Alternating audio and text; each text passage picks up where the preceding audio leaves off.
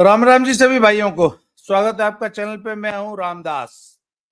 आज एक बार फिर से मेरे साथ हैं भाई राज नारायण जी पंगाल साहब। पंगाल साहब कहाँ घूमे हैं 2-3 दिन? मैंने सुना आप भी हरियाणा के गांव गांव में घूम रहे थे, जी। तो पहले क्या तो जी जी है? जी आपको नमस्ते और अपने दर्शकों को सभी को नमस्ते, राम राम, सत श्री अकाल। तो 3 तारीखों में मैं अलवर और दिल्ली की तरफ गया था। काम तो व्यक्तिगत थे, लेकिन भाई अब चुनाव का माहौल है और रुका नहीं जाता, तो परिवारों से मिला था। तो बहुत सारे परिवार ऐसे हैं कि पंडित भगवत दयाल शर्मा से लेकर मनोहर लाल तक जो हरियाणा के मुख्यमंत्री रहे हैं, वो उन परिवारों के घर आए हुए हैं। तो हर एक जिले में होते हैं अजीत जी ऐसे परिवार की उनका प्रदेश का मुख्यमंत्री चाहे कोई हो, चाहे किसी पार्टी का हो, तो उनका प्रभाव इतना होता है कि वो उनके घर आते रहते हैं।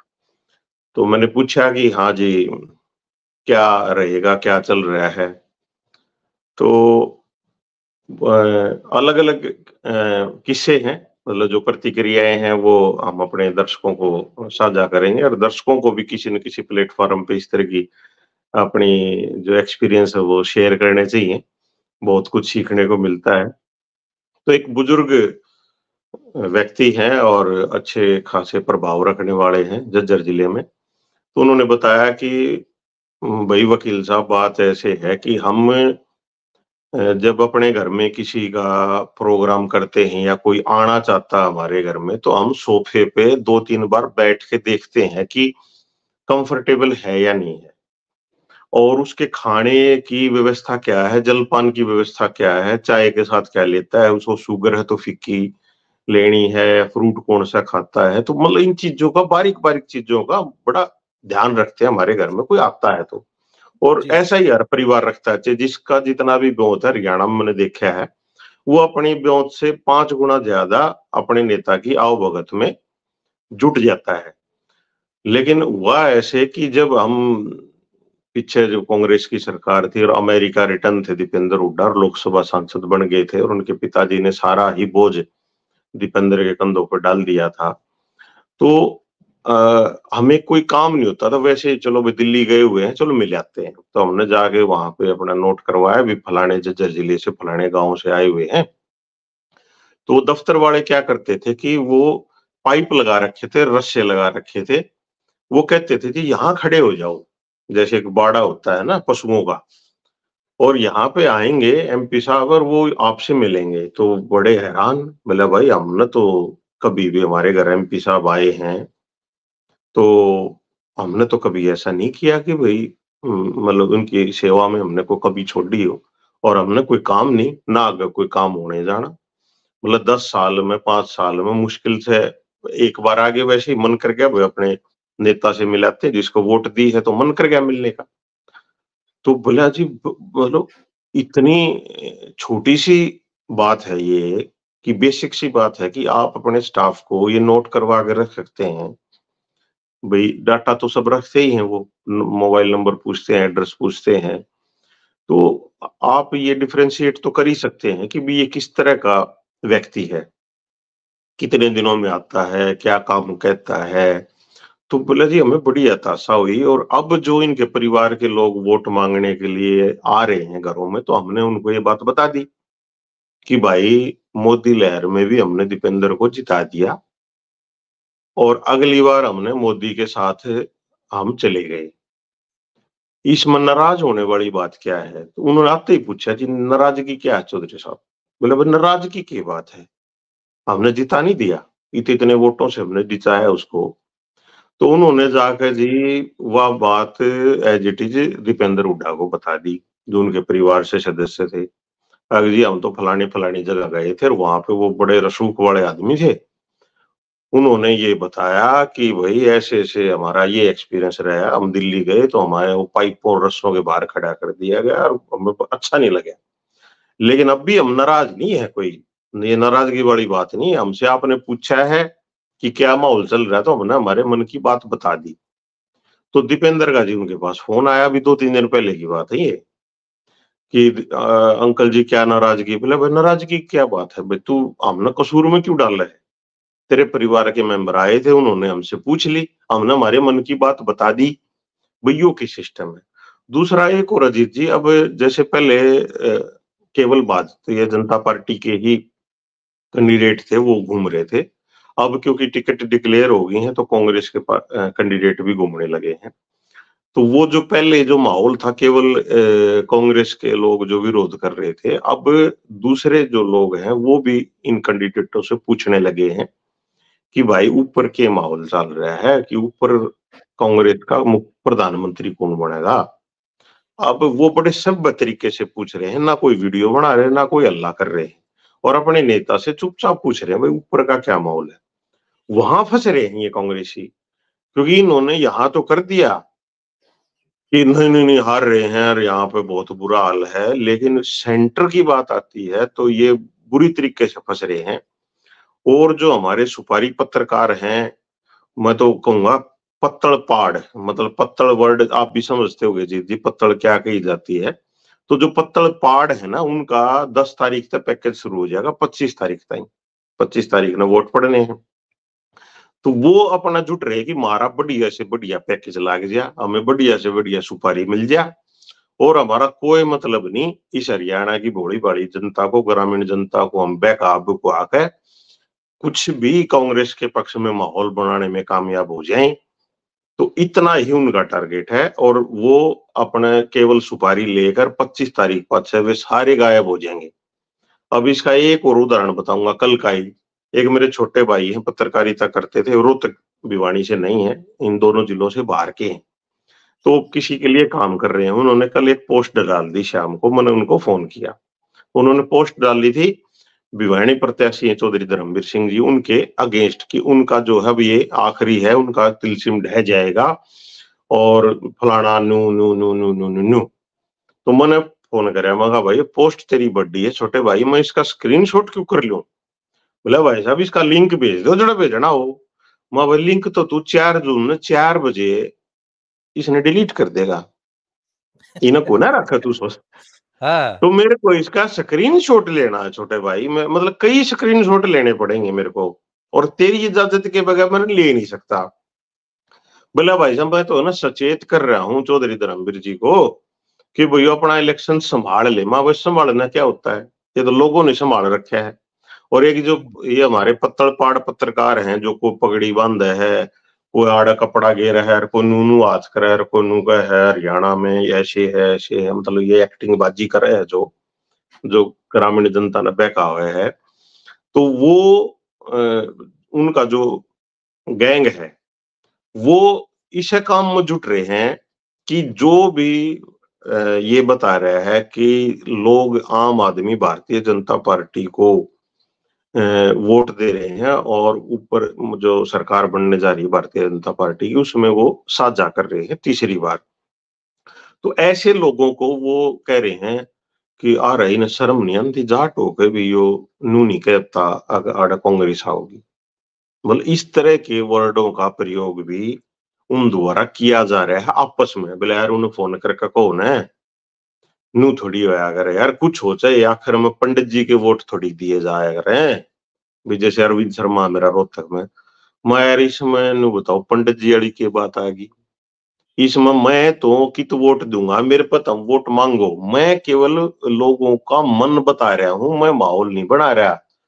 मेरा वोट कित जाएगा तो मेरे पत पूछ लो। तुम इस बात रे नू ना लो कि मैं वोट गेरू हूं या गेरूंगा या मन बना रहा हूं बीजेपी का, तो तुमने मैं इस बात के लिए प्रेरित करूं हूं या गुमराह करूं हूं, ऐसा नहीं है भाई। हम जो भी विश्लेषण करते हैं, मैं और अजीत जी भी उसी दौर में मेरे से सीनियर थे, भिवानी गए थे, हरियाणा गए थे। मैं भी उसी दौर में मेरी स्कूलिंग में भिवानी गया था, और भिवानी एक गढ़ है राजनीति का, वहां दल कोई भी हो वहां जागरूक लोग रहते हैं। वहां पे जो रह लिया थोड़े दिन भिवानी का पानी पी लिया तो ऑटोमेटिकली वो राजनीति में जागरूक हो जाता है और इंटरेस्ट लेने लगता है। और मेरे आगे अविपा बनी, मेरे आगे अविपा भाजपा की सरकार बनी, मेरे आगे इनेलो की सरकार बनी, मेरे आगे कांग्रेस की सरकार बनी तो लॉ का स्टूडेंट हूँ, जर्नलिज्म का स्टूडेंट हूँ, तो मैं केवल माहौल बता रहा हूँ कि माहौल ऐसा ऐसा है। और 4 जून को 4 बजे भारतीय जनता पार्टी देश में तीसरी बार सरकार बना लेगी। जब इन पत्तड़पाड़ पत्रकारों का क्या होगा जीत जी, मैं मतलब आपसे भी जानना चाहूंगा, आपकी क्या प्रतिक्रिया इस पर? सर ये जो है ना सुपारी जर्नलिस्ट जितने हैं, मैं इनको बहुत सालों से फॉलो कर रहा हूं। अभी रिसेंटली इन्होंने कांग्रेस की 3 राज्यों में सरकार बनवाई है ना, और मतलब बिल्कुल सूपड़ा साफ था तीनों राज्यों में भाजपा का इनके चैनलों में। तो मैं हमेशा से ये सोचता हूं कि मैंने कहा यार ये जिस दिन रिजल्ट आएगा उस दिन फिर ये क्या भाषा बोलेंगे। एक आज की तारीख में सबसे लोकप्रिय चैनल है, अभी पीछे एक लिस्ट सी आई है उसमें कितने मिलियन व्यूअर्स किस महीने में आए ना, इसकी एक लिस्ट आती है, पता नहीं कैसे आती है वो, 4 PM न्यूज नेटवर्क। तो उसमें उसने एक पोल कराया, चैनल उसका संजय शर्मा नाम का एक पत्रकार है, उसने पोल पर कराया कि इस वक्त देश का सबसे लोकप्रिय नेता कौन है। तो उसमें 97, आप देख लेना वो 4 PM न्यूज नेटवर्क पे अभी भी है ये पोल कि इस वक्त देश का सबसे लोकप्रिय नेता कौन है। तो उसमें 97% लोगों ने राहुल गांधी लिखा, 3% ने मोदी लिखा। अब सर पोल में तो कोई फजिंग हो नहीं सकती, वो तो जो उस चैनल के जो दर्शक हैं वो अपना मत डालते हैं, उससे पता लग जाता है कि इस चैनल के दर्शक किस सोच के हैं या ये चैनल किस सोच के दर्शकों के लिए वीडियो बनाता है। जैसे वो जो मुस्लिम ढाबे होते हैं उनके सामने इतने बड़े बड़े एल्यूमिनियम के पतीले रखे होते हैं, बड़े बड़े अंडे रखे होते हैं, सारी दुनिया को पता होता है कि इसमें कौन सा खाना मिलता है।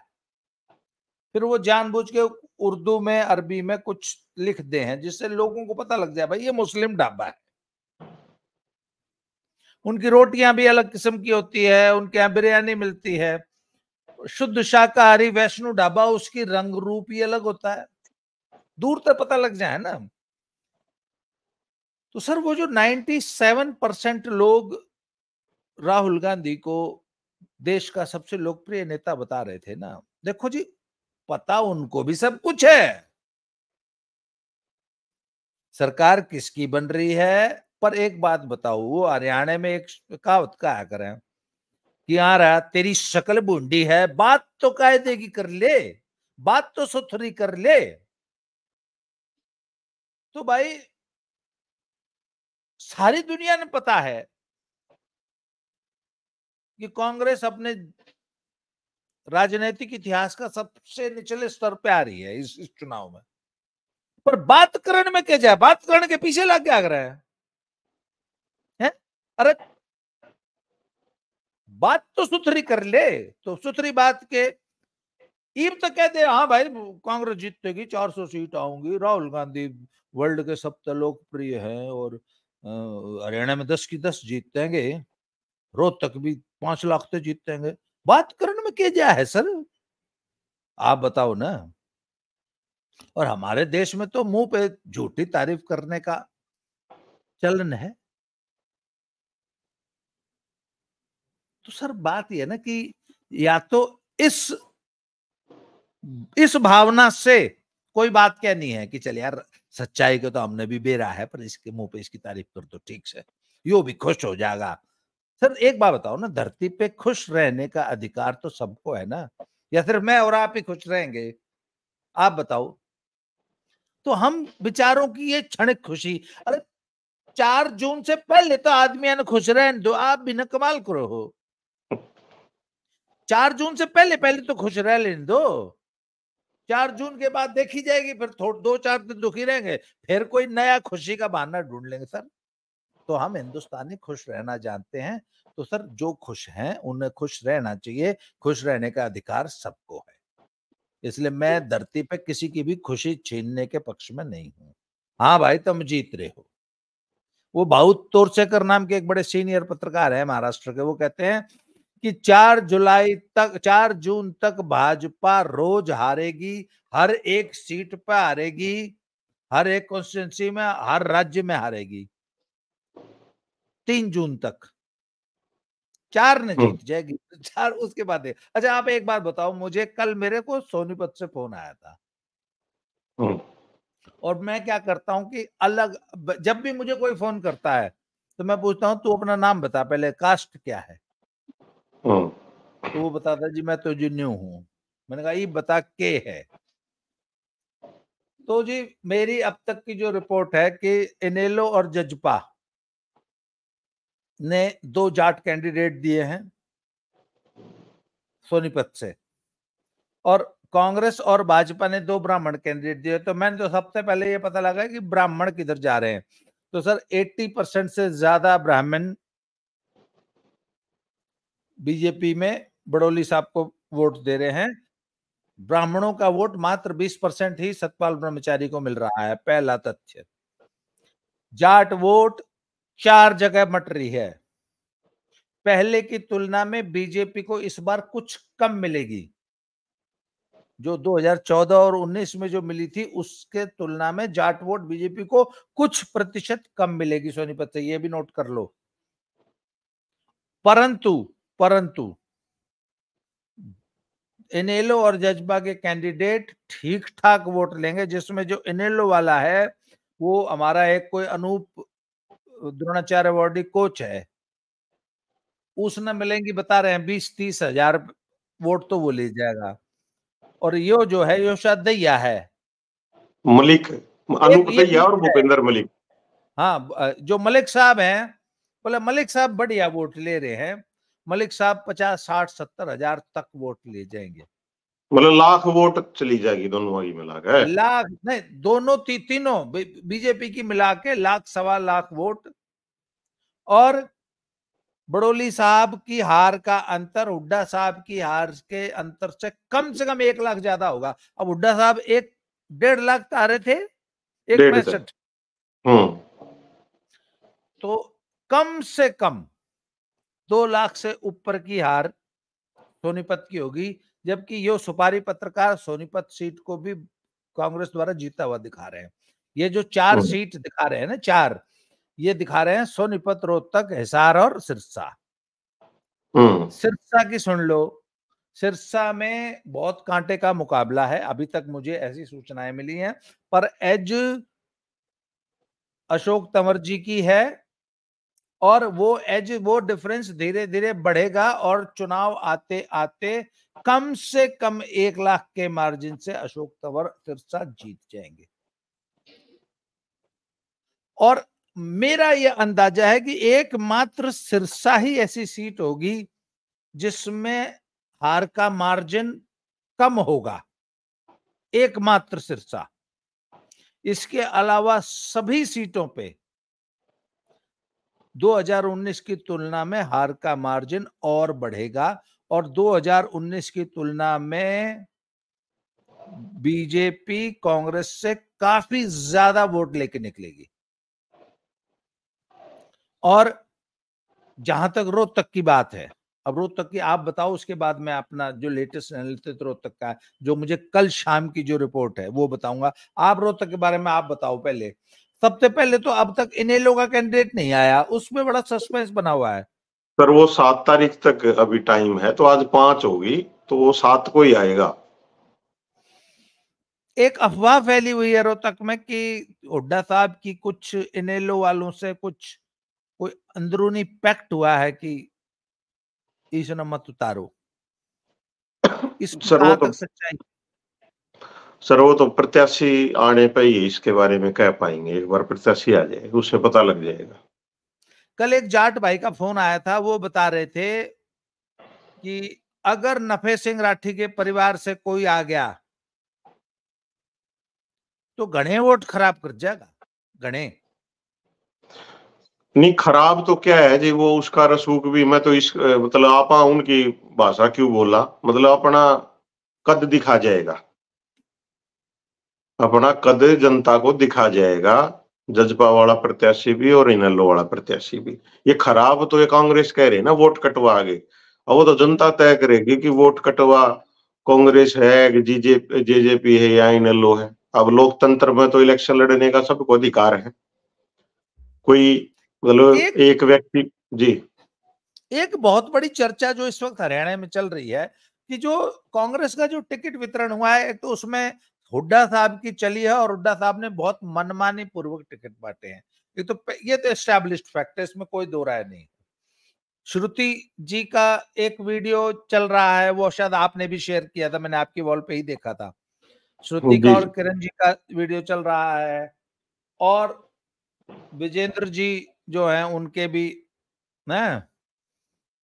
परंतु एक चर्चा जो पूरे हरियाणा में चल रही है कि सोनीपत सीट से सतपाल ब्रह्मचारी जी, भिवानी से राव दान सिंह जी और गुड़गांव से राज बब्बर, इन तीनों को ये जिम्मेवारी सौंपी गई है कि अपनी सीट न छोड़ो, थारा ध्यान रोहतक पे होना चाहिए, क्योंकि आप रोहतक से लगती हुई एरियाज के प्रत्याशी हैं, तो आपको इसलिए उतारा गया है। इशार भी जयप्रकाश सारण है ना, सारण गोत्र के मैं गांव है कई, तो जयप्रकाश को भी इसी वजह से दी गई है भाई, 2-3 हजार वोट का सारा लो मैं विधानसभा में। हाँ, इन चारों को बोला थारा तो जो होगा सो होगा, तो हमने ये रोहतक जितानी है। इस बात में कितनी सच्चाई है? बिल्कुल है जी, लोगों को पता लग गया है वो जिस तरीके से यहाँ मैसेज कर रहे हैं और अपने लोगों को मतलब अपना लोकसभा क्षेत्र छोड़कर यहाँ उनके लोग आड़ लाग रहे हैं। तो ये चारों आदमी जयप्रकाश सारण, सतपाल जगदामनी, राज बब्बर सुनार और राव दान सिंह, ये चार आदमी अपनी अपनी गोत्र में अपनी अपनी कास्ट में जुट रहे हैं कि भाई क्यों करे भी करके ये हुड्डा साहब ने हमें टिकट दिलवा दी, बड़ा एहसान कर दिया, आगे विधानसभा में हमें टिकट दिलवाएंगे जी। भिवानी में राव दान सिंह को टिकट इसलिए दी गई कि वो कौशली मैनेज करें, है ना? हाँ, ऐसा ऐसा लोग बता रहे हैं।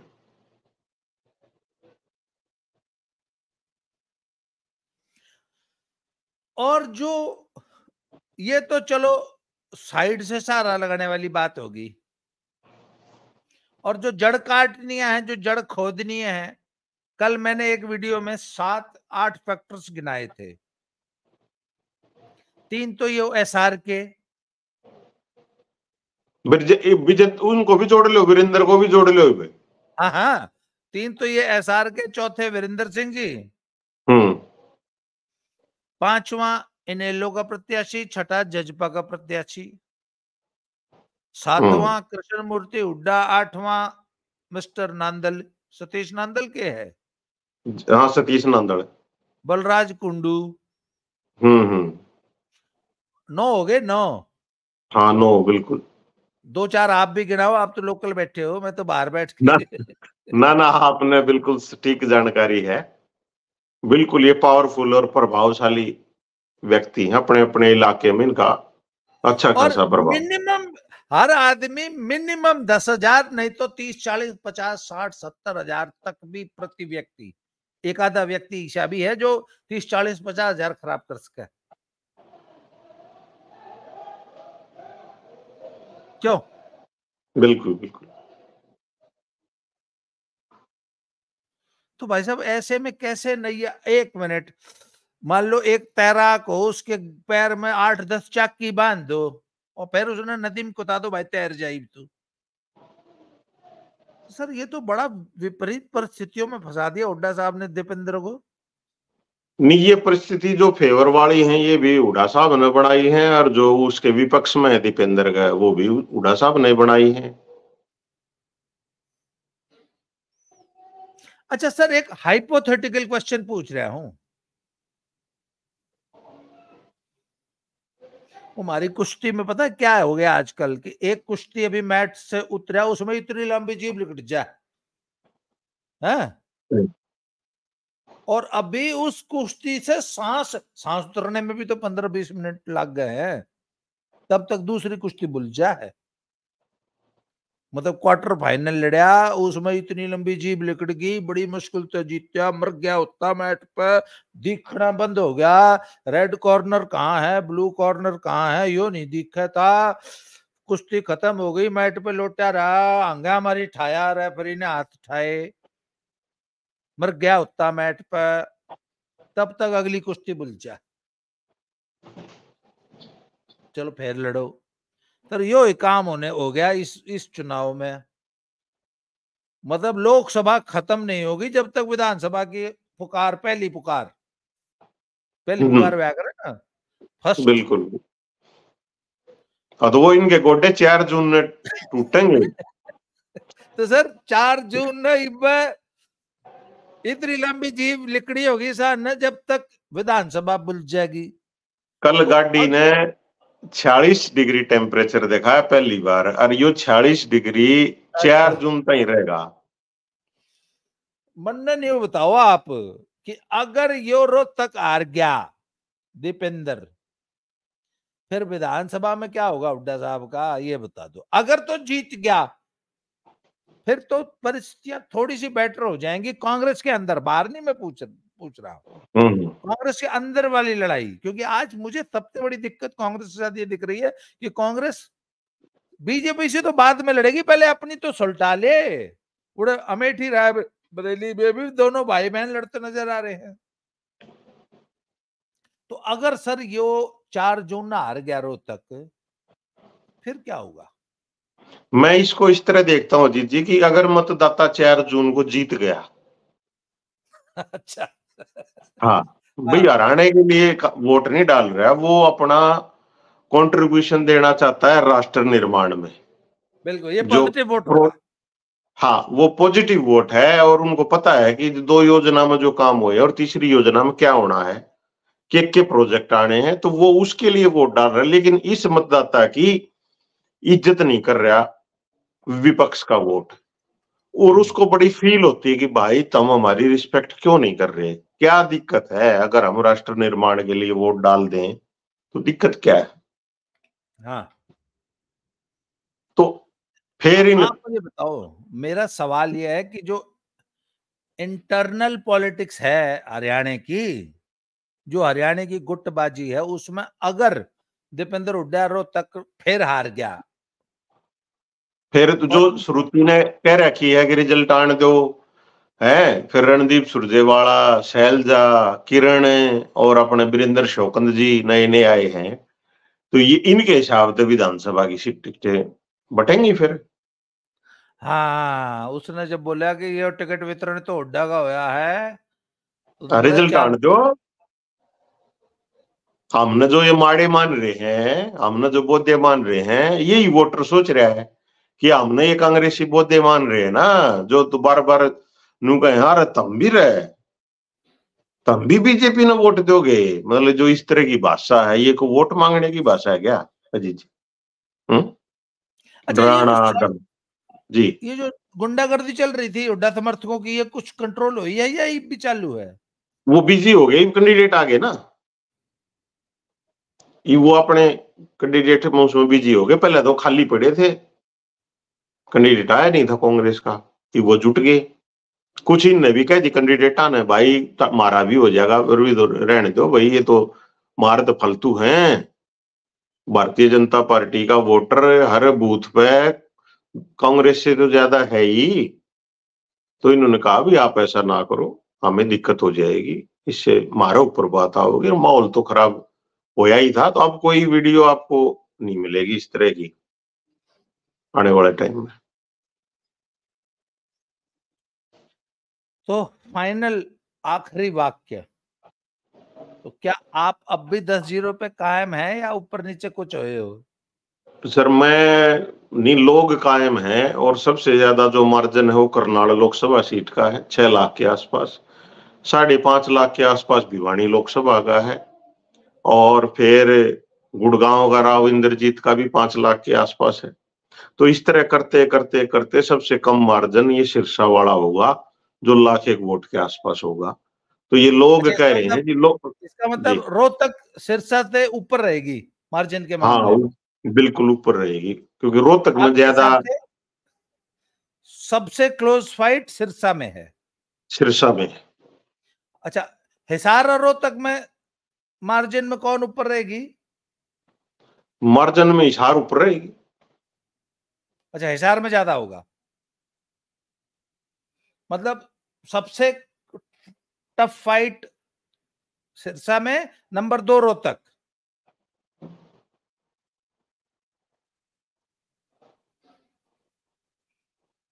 तो सर चलिए, आपने समय दिया इसके लिए बहुत बहुत धन्यवाद।